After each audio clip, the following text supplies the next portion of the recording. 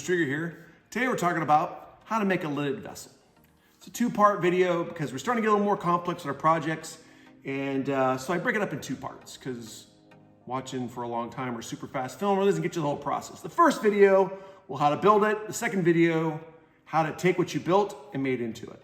So in the second video, you'll see this, how to finish off this project here and make it into a nice lidded vessel with a lid, unique handle, and all that stuff. The requirements pretty much consist of unique handle, a design that covers the whole entire piece, and everything else is what needs to happen.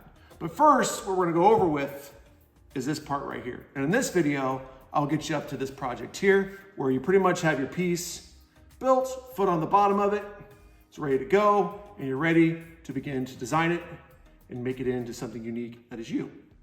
And you have your handle, it's gonna go on top of here, and how you're gonna decorate your piece. Themed idea, or just some random pattern and a really cool handle. Couple rules on this one though, I'll let you know now, as I mentioned in the second video as well, no round balls of clay stuck on top of it. No coils of clay stuck on top of it. Come up with unique handle.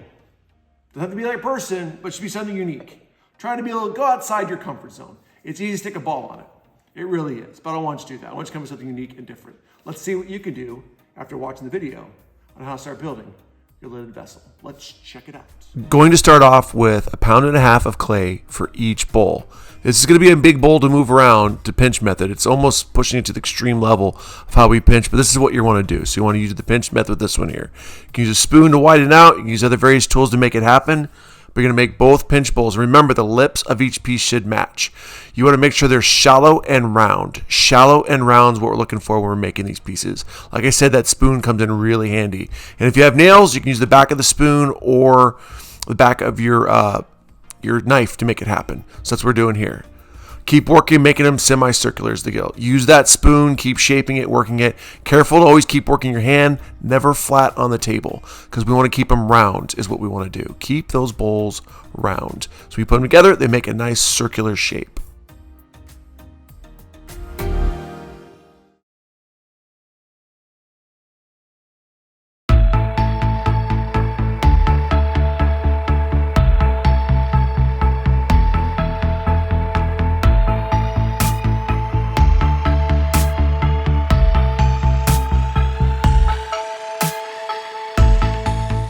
One thing that'll happen with these bowls, because the clay is so much, is the bottom will be super thick. So here I'm checking with my needle tool, checking the depth, trying to get to 1/4 inch. I can use a ribbon tool to remove some of that excess clay, to kind of thin it out a little bit, because you definitely don't want these pieces to get super thick. That can be a problem. So just remove a little bit of the clay from there, or kind of shape it out some more, whatever you can do to make sure it doesn't get too thick, because these can explode if they're too thick, and they take a long time to dry. So again, using that ribbon tool to remove some of the thickness. Once I have the shapes I want, it's time to score and slip. I'm going to score the lips of the pieces, apply some slip to both, begin to press together. I don't want to try to blend that seam right away. I'm kind of press everything together because I don't want it to collapse in on me. So you just press from the top and the bottom and go. Then I put a scar mark around it with the back of my cleanup tool and kind of blend and stitch it all together. I want to stitch it and kind of smooth it together and keep pressing it all together. I can go back and add some clay if I want to in that hole. Also use the paddle for some shaping and kind of really work the shape. You can get a piece of foam underneath it so it doesn't ruin the shape of what you're building, because it is bigger. But again, I could fill in those gaps with some clay, smooth them with a metal or rubber rib, kind of blend it all together to make it kind of work so it looks like it's one completed piece. But first, you can make sure you got to really stitch that seam together really well so it does not come apart on you. Again, once I have all the clay in there, I'll just begin to smooth it with the rib and get it nice and even.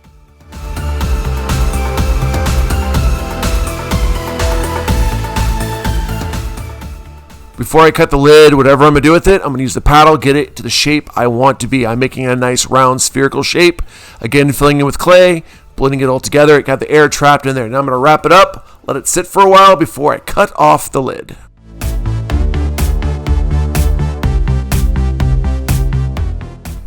Clay sat for a while, it's a little bit firmer. I'm going to now paddle a little more for some shape before I cut the lid off and just kind of make sure it's ready to go. Any seams, gaps, spaces, kind of fill it in. Now it's time to cut the lid. First thing I'm going to do is I'm going to draw it with the needle tool where I want the lid to be. You got to be careful how you want to do that so you don't make it too short or too tall. Then I take my knife and I cut at a 45-degree angle. Just keep working my way around. I made a little mark so I know how my lid's going to fit, because it only fits one particular way when you make lids this way. And then I got to smooth the inside of the piece. Smooth, smooth, smooth. The whole inside should be nice and smooth. That's what I'm doing there. Get everything clean, the lip, the angles, everything all nice and smooth. Use a metal rib, use the spoon, whatever you need to do to get everything nice, smooth on the bottom of the lid and, of course, inside your piece.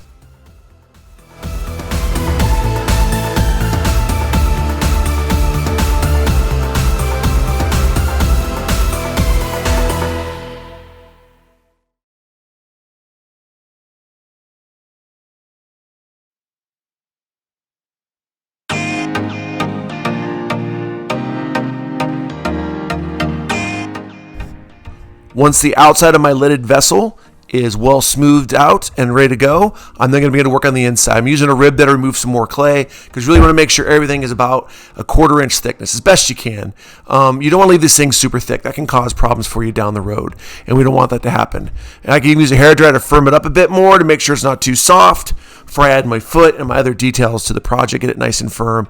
But really making sure the thing has a nice consistency of thickness, because we don't want anything to explode. And the hairdryer helps out a little bit because, well, really, it's a bigger piece and it could lose its shape a lot easier. Now I'm going to add my foot to my piece. Use a coil method I'm doing. You can make your foot however you want to, but this is me rolling a coil out. Make sure it's about the thickness of your thumb. 1/4 inch thickness is what we're looking for. I'm going to cut it, and then we need to add it to my piece. I'm going to attach it, score and slip, and blend everything together really well. Score and slip and blend like I did everything else. That makes sure nothing will come off. No matter what kind of foot you make, you definitely want to score and slip and press them down and blend everything together.